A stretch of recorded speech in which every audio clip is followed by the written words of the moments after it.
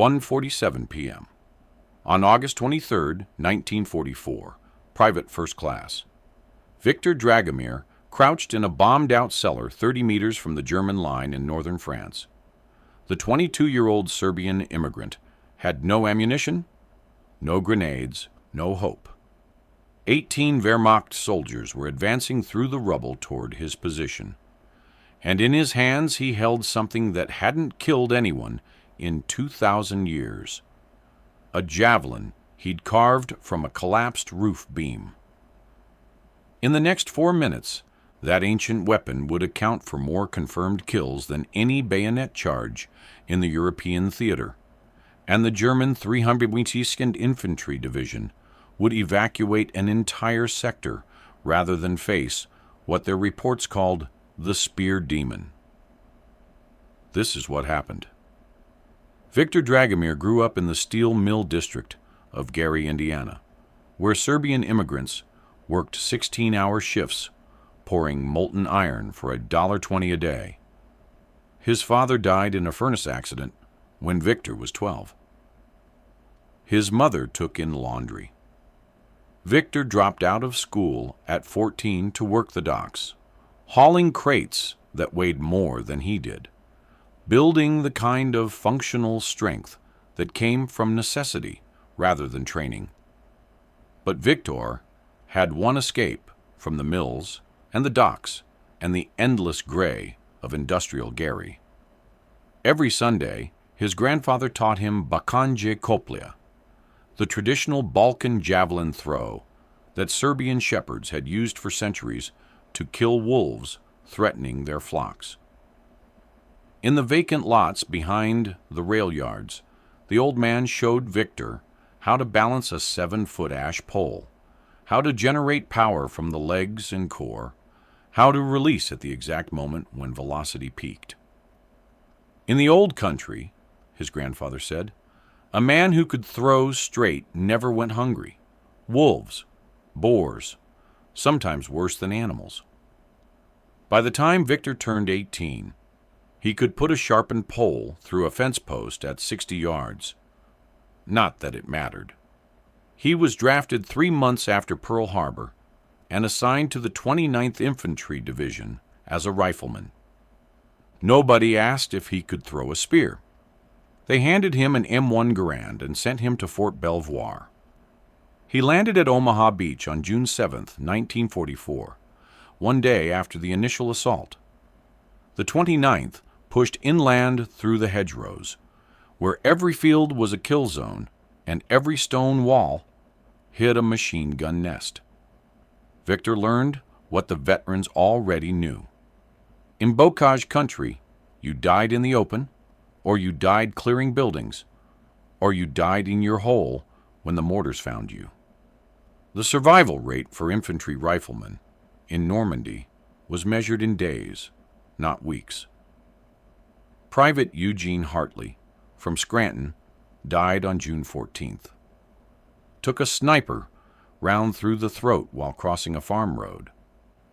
Viktor had shared cigarettes with Hartley the night before. The kid was 19, talked about going to college on the GI Bill, wanted to be a teacher. Viktor helped carry what was left of him back to the collection point. Corporal James Brennan from Southie died on June 22nd, stepped on a mine that had been buried under 2 inches of mud. Viktor was 6 feet behind him. Spent 20 minutes picking shrapnel out of his own left arm while Brennan's blood soaked into the French dirt. Private First Class Dennis Flynn from the Bronx died on July 8th. Wehrmacht patrol caught his squad in the open during a reconnaissance. Flynn took 3 rounds in the chest. Viktor held him while he drowned in his own blood, tried to tell him it wasn't that bad, watched the light go out of his eyes. Flynn was 23, had a wife and a baby daughter he'd never met. By August, Viktor had stopped learning names. The 29th was getting replacements every week, kids who barely knew which end of the rifle to point downrange. They'd arrive on Monday, and die on Thursday. And you couldn't afford to care, because caring meant you stopped functioning. Viktor did his job, followed orders, cleared buildings and dug foxholes, and fired at muzzle flashes, and tried not to think about Gary or his mother, or the fact that he'd probably die in some French village nobody back home could pronounce. The problem was ammunition, not the lake of it. The 29th had plenty of bullets. The problem was that in urban combat, in the stone buildings and narrow streets of French towns, bullets didn't always matter. A German soldier behind 2 feet of stone wall was effectively invincible to rifle fire. You could dump an entire clip into the masonry and accomplish nothing except giving away your position. The doctrine was to call in artillery or use satchel charges. But artillery took time, and satchel charges required you to get within throwing distance, which usually meant getting killed. Viktor watched it happen over and over. Squad pins down Germans in a building. Can't advance because of the machine gun. Can't retreat because that shows weakness and draws more fire. Calls for support. Waits. Germans either reinforce or escape while Americans bleed out in the street. Repeat until everyone's dead, or the objective doesn't matter anymore.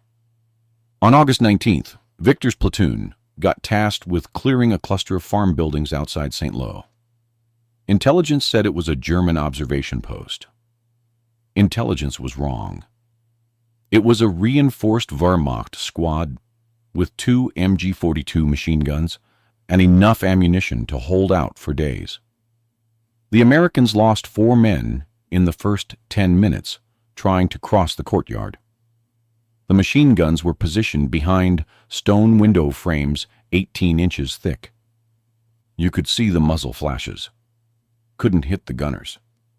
Couldn't suppress them. Couldn't do anything except die. Lieutenant Foster called for artillery. Got told the guns were supporting another action. Estimated wait? 4 hours. In 4 hours, the Germans might be gone. In 4 hours, more men would be dead. Viktor lay behind a collapsed wall and watched tracers tear through the air 3 feet above his head and thought about Flynn and Brennan and Hartley and every other kid who died. Because the doctrine said, wait for support, when waiting meant bleeding. That night, back at the company position, Viktor couldn't sleep. He sat in the corner of a half-destroyed barn and ran scenarios in his head. Every approach he could think of got someone killed. Direct assault, suicide, grenades, couldn't reach the windows. Flanking, the Germans had fields of fire covering every angle. The stone walls made rifle fire irrelevant, and without heavy weapons, they were stuck. Then he looked up at the barn's ceiling. What was left of it? Massive oak beams, some of them 12 feet long and straight as arrows. Hand-hewn timber that had held up that roof for 200 years before American artillery had brought it down. Viktor stood up and walked over to one of the beams that had fallen across a pile of rubble. It was roughly 8 feet long, 4 inches in diameter at the base, tapered to 3 inches at the tip. He picked it up, felt the weight, the balance, ran his hand along the grain. It was almost exactly the same dimensions as the ash poles his grandfather had used. He thought about the German machine gunners behind those stone walls. Thought about how a rifle bullet couldn't reach them, but a 7-foot oak spear moving at 70 miles per hour could punch through a window and keep going. Thought about his grandfather killing wolves at 60 yards. Thought about the manual that said soldiers would be court-martialed for employing non-standard weapons in violation of regulations governing authorized armament. Thought about Flynn dying in his arms. Victor pulled out his bayonet and started carving. It took him 3 hours to shape the beam into something resembling a javelin. He worked by moonlight in the corner of the barn, using his bayonet to strip away bark and splinters, smoothing the shaft, sharpening the tip to a point that could punch through timber. The oak was harder than the ash he'd trained with, which meant it was heavier, but also more durable. He tested the balance, made adjustments, took off another half-inch from the rear, to shift the center of mass forward. His hands cramped. He cut his thumb on a splinter and ignored the blood. The smell of fresh-cut wood filled the barn, mixing with the stink of cordite and diesel fuel. Nobody bothered him. Half the platoon was asleep. The other half was on watch or too exhausted to care what one Serbian kid was doing with a piece of timber. By 1:15 a.m., he had something that felt right. 7 feet 2 inches long, 4 pounds 6 ounces. Tip sharpened to a wicked point. He stepped outside and found a gap in the rubble about 80 yards away, a section of collapsed wall that gave him a clear line of sight to a broken cart. He hefted the javelin, felt the weight settle into his palm, took 3 running steps, and released. The spear flew straight and true, buried itself 6 inches into the cart's wooden frame. Victor walked over and pulled it free. The tip was unmarked. The shaft hadn't cracked. He went back to the barn and made 4 more. The next morning, August 20th, Victor's squad got orders to probe the German positions east of the previous day's disaster. Nobody expected contact.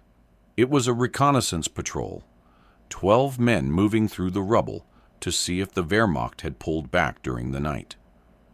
Victor slung his rifle and carried 1 javelin in his right hand, the other 4 strapped across his back with parachute cord. Nobody asked about them. Soldiers carried all kinds of improvised equipment: trench knives, brass knuckles, enemy weapons. One more piece of oddball gear didn't merit attention. They moved through the ruins of what had been a prosperous farming village before the war. Stone houses reduced to skeletal walls. Gardens churned into mud. A dead horse in the middle of the street, swollen to twice its normal size. The smell was overwhelming: decomposition and brick dust and sewage from broken pipes. At 11:23 a.m., they took fire from a 3-story building 200 yards ahead. Machine gun bursts, very precise, very controlled. Professional soldiers, not the teenage conscripts the Wehrmacht was fielding more and more. The Americans scattered, found cover, returned fire. Same problem as always: couldn't see the shooter, couldn't suppress him, couldn't advance. Sergeant Valdez got on the radio, requested support. Got told they were too close to German lines for artillery. Mortars, maybe, 20 minutes out. Valdez acknowledged and clicked off. Looked at his squad. "We sit tight." Victor looked at the building. 3 stories, stone construction, windows blown out, but the walls intact. The machine gun was firing from the 2nd floor, right side. He could see the barrel protruding from the window frame, maybe 75 yards, well within range. He unslung one of the javelins. "Dragomir, what the hell is that?" Valdez said. "Something I'm trying, Sarge." "You planning to throw a goddamn stick at a machine gun?" "Yes, Sergeant." Valdez stared at him. Victor met his eyes, didn't blink, didn't explain. Finally, Valdez shook his head. "You get yourself killed doing something stupid, I'm putting it in your obituary." Victor moved to the edge of their cover position, a collapsed section of wall that gave him a clear throwing lane. He could see the machine gunner now, just a shadow behind the muzzle flash, but the window opening was maybe 4 feet wide, plenty of room. He took 3 running steps, planted his left foot, rotated his hips, and released. The javelin flew in a flat arc, barely rising, covering 75 yards in just under 2 seconds. It went through the window opening, through the space where the machine gunner was crouched, and Viktor heard the scream before the machine gun went silent. 5 seconds of absolute quiet. Then someone in the building started yelling in German. Another voice joined in. Panicked, high-pitched. Valdez was staring at Viktor. "Did you just—" "Yeah." The Americans advanced, found the machine gunner pinned to the floor like an insect in a display case, the javelin through his chest and 6 inches into the floorboards. He was already dead. The other Germans had fled through the back of the building. Valdez pulled the javelin free, looked at the blood-stained oak, handed it back to Viktor.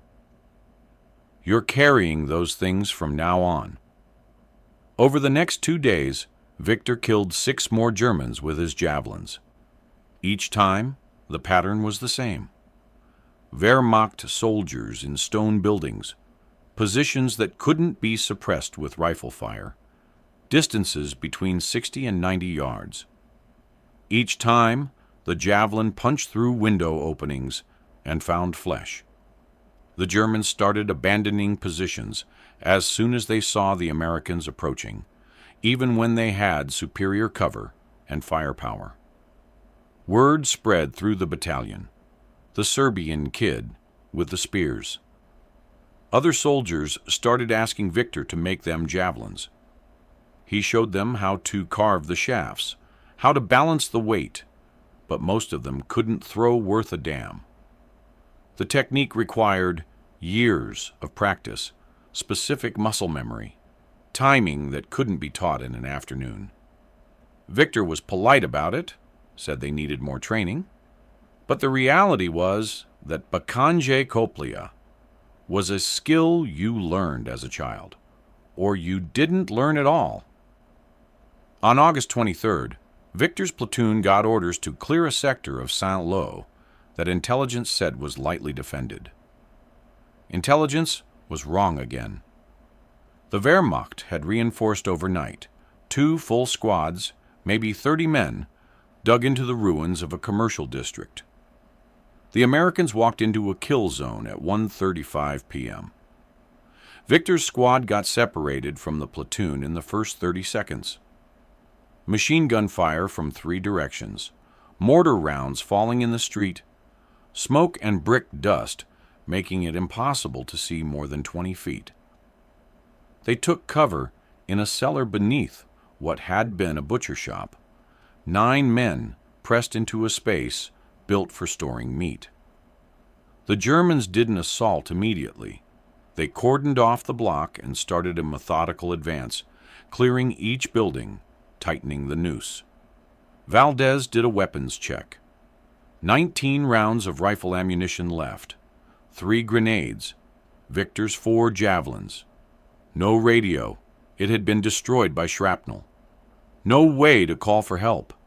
No way out except through the Germans. "We're going to have to break contact," Valdez said. "Wait until dark. Try to slip through their line." Except they could already hear German voices in the building above them. Boots on the floor. Commands being shouted. The Wehrmacht was thorough. They'd check every cellar, every room, every possible hiding place. Waiting for dark meant waiting to die. Viktor looked at the cellar's entrance, a narrow stairway leading up to the ground floor. Anyone coming down those stairs would be silhouetted against the light, an easy target. But the Germans knew that too.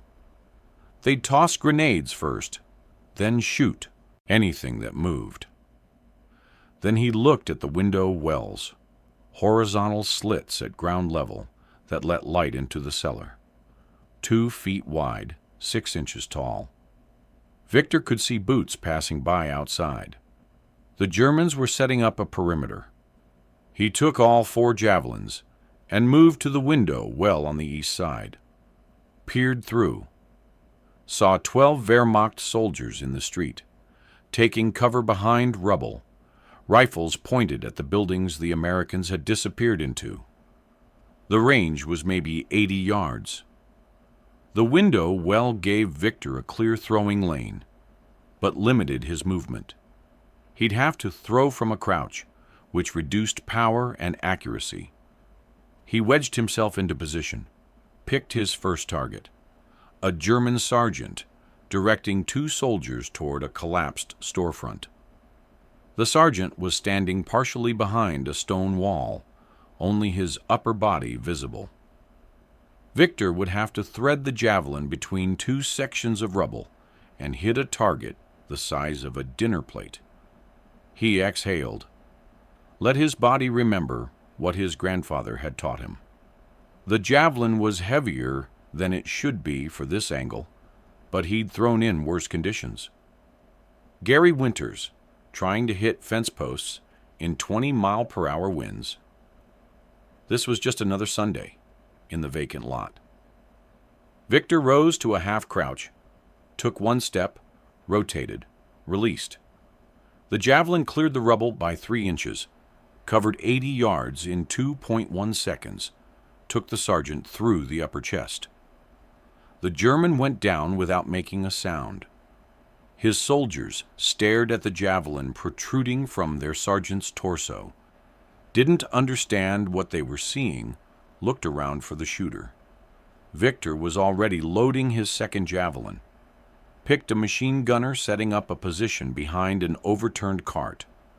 Harder shot, the gunner was crouched low, presenting a smaller target.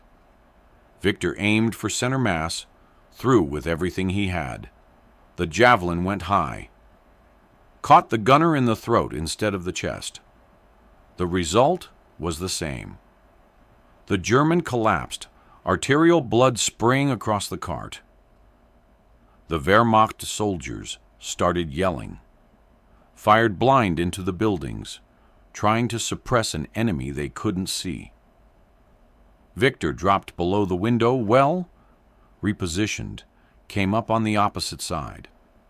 2 German soldiers were running toward the cellar entrance, probably planning to clear it. Viktor's third javelin took the lead soldier through the back as he ran. Momentum carried the man forward 3 more steps before he realized he was dead. He collapsed in the doorway. The second soldier stopped running, stood absolutely still in the middle of the street, staring at his dead companion, trying to process what was happening. Viktor's 4th javelin hit him in the chest with enough force to knock him backward 6 feet. That was it. 4 javelins. 4 Germans dead in under 15 seconds. The Wehrmacht soldiers broke, just abandoned their positions and ran. No orders, no coordination, just pure panic. Viktor watched them disappear into the ruins to the east, heard someone screaming commands in German, heard the screaming fade as the distance increased. Valdez was beside him at the window, rifle ready, not believing what he was seeing. They're retreating. Yeah. You just killed 4 Krauts with sharpened sticks. Yeah. From a goddamn cellar window. Viktor didn't respond. He was already thinking about recovering the javelins. You couldn't waste good oak. The platoon found them 20 minutes later. The rest of the sector was clear. The Germans had pulled back across the entire block, established a new defensive line 400 yards east. Lieutenant Foster couldn't explain it. The Wehrmacht didn't retreat from single squads of infantry. They certainly didn't abandon prepared positions because of small arms fire. Then Foster saw the 4 German bodies with javelins through them, and the explanation stopped mattering. Over the next week, Viktor killed 14 more Germans with his javelins. Every time he made a throw, word spread a little further. Other units started requesting Viktor's squad for building clearing operations. The Germans started calling him Der Speerteufel, the Spear Demon. Wehrmacht intelligence reports from late August mentioned American irregular employing archaic weapons and recommended immediate withdrawal from any position engaged by Javelin-equipped forces. The German 342nd Infantry Division, which had held Saint-Lô against 3 American assaults, evacuated an entire sector on August 29th after Victor's platoon killed 18 Wehrmacht soldiers in a single afternoon. None of those 18 were shot. All died from oak javelins thrown from ranges between 70 and 95 yards. German soldiers who'd fought in the building-to-building hell of Stalingrad said the Spear Demon was worse than Russian snipers. At least you could anticipate a bullet. At least you could hide behind stone and know you were safe. But a 7-foot javelin could punch through any window, any opening, any gap in the rubble, and by the time you heard it coming, you were already dead. Wehrmacht patrol reports from September started including specific instructions. Avoid engagement with Serbian-equipped American units. Withdraw to prepared positions and request artillery support. The German army, which had conquered most of Europe through aggressive combined arms tactics, was running away from one Serbian immigrant with sharpened sticks. American officers didn't know what to do with Victor. The regulations were clear. Soldiers would not employ unauthorized weapons. But the results were impossible to argue with. In the 6 weeks between August 20th and October 1st, Victor was credited with 32 confirmed kills, more than any other rifleman in the 29th Division. His squad's casualty rate dropped from 37% to 9%. Buildings that would have required artillery to clear were taken with 0 friendly losses. Finally, in early October, Colonel Jameson called Victor to battalion headquarters. Victor reported expecting a court-martial. Instead, Jameson handed him a new set of orders. Victor was being transferred to a training battalion at Camp Shelby, Mississippi, where he would teach American soldiers how to make and throw javelins for urban combat. "We can't officially authorize this," Jameson said, "but we also can't ignore that you've saved more American lives than anyone in this division. So we're calling it specialized close quarters combat training and letting you teach whoever wants to learn." Victor taught at Camp Shelby for 4 months. Out of 237 students, exactly 8 could throw a javelin well enough to kill someone at 60 yards. The rest couldn't get the timing right, couldn't generate enough power, couldn't compensate for wind or angle or target movement. Victor was patient with them, showed them the techniques his grandfather had taught him, but in the end, he told the training cadre the truth. "You can't learn this in a month. It takes years. I'm probably the only soldier in the American Army who can do this reliably." The Army quietly dropped the program in February 1945. No official documentation, no after-action reports analyzing the effectiveness of javelin tactics. Just a memo that said specialized close-quarters combat training was being discontinued due to limited applicability. Victor was reassigned to a rifle company and shipped back to Europe. He landed in France in March, carried his javelins through the final push into Germany, killed 11 more Wehrmacht soldiers before the war ended in May. Total confirmed kills, 43. Every single one with a sharpened oak pole. After the war, Victor went back to Gary, worked the docks again, hauling crates and welding scrap metal. Got married in 1948 to a Croatian girl named Anna, who worked at the packing plant. Had 3 kids, never talked about the war except to say he'd served in France and Germany. In 1963, a military historian named Patricia Brennan, Dennis Flynn's daughter, found references to der Speerteufel in captured Wehrmacht documents and tracked Viktor down through Army records. She asked if she could interview him for a book about unconventional tactics in World War II. Viktor said no. She asked again the next year. He said no again. In 1967, she showed up at his house with copies of the German intelligence reports that mentioned him by name. He agreed to one interview, told her about the Javelins, about St. Lo, about the 18 Germans, in one afternoon. She asked if he'd ever regretted using an ancient weapon in modern warfare. He said no. She asked if he was proud of what he'd accomplished. He said, "I did what I had to do to keep my squad alive, same as every other soldier." Patricia Brennan published her book in 1969, Irregular Warfare, Non-Standard Tactics in the European Theater. Viktor got 2 pages. The book sold 1,400 copies and went out of print in 1971. Viktor died in 1989. Heart attack, age 67, at the docks where he'd worked for 43 years. His obituary in the Gary Post-Tribune mentioned that he'd served in World War II with the 29th Infantry Division and received a Bronze Star. It didn't mention the Javelins. It didn't mention der Speerteufel.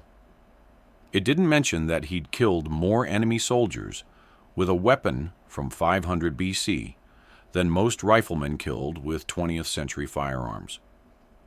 Modern military historians estimate that Viktor Dragomir's Javelin tactics saved between 60 and 90 American lives by reducing casualties in urban combat operations. His methods were never incorporated into official doctrine because they couldn't be.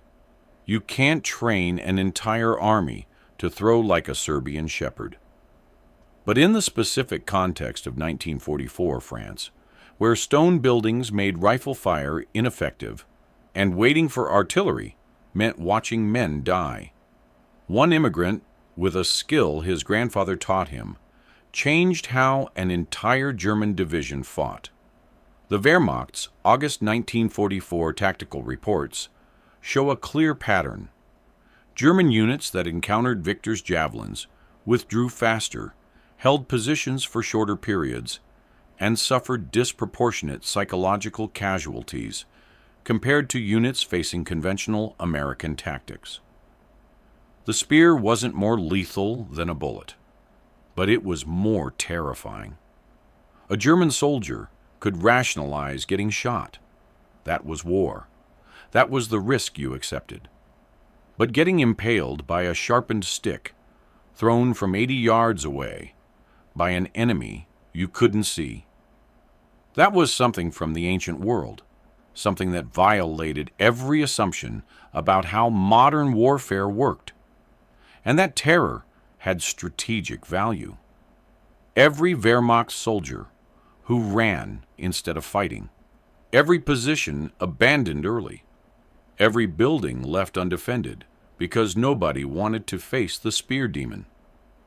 Those decisions gave American forces advantages that artillery and air support couldn't provide.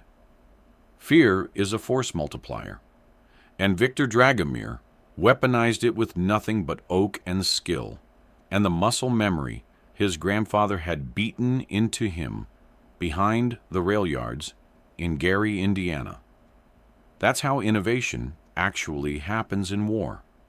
Not through engineering analysis, not through tactical committees, not through official doctrine, through a Serbian immigrant who remembered what his grandfather taught him and decided that saving lives mattered more than following regulations. Through a private first class who looked at a barn beam and saw a weapon because he was willing to see past what the manual said was possible. The modern U.S. Army doesn't teach javelin tactics, but it does teach initiative, adaptation, and the willingness to use unconventional solutions when conventional methods fail. Viktor Dragomir never knew he was teaching those lessons.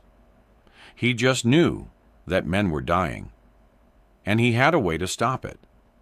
And the fact that his method was 2,000 years old didn't make it wrong. Every soldier who breaks doctrine to save lives is following Viktor's example, whether they know his name or not. Every mechanic who modifies equipment against regulations, every squad leader who improvises tactics that aren't in the manual, every individual who decides that doing what works matters more than doing what's authorized. They're all descendants of the spear demon who terrified an entire German division with nothing but oak and accuracy and the refusal to watch his friends die when he could do something about it. If you found this story compelling, please like this video. Subscribe to stay connected with these untold histories.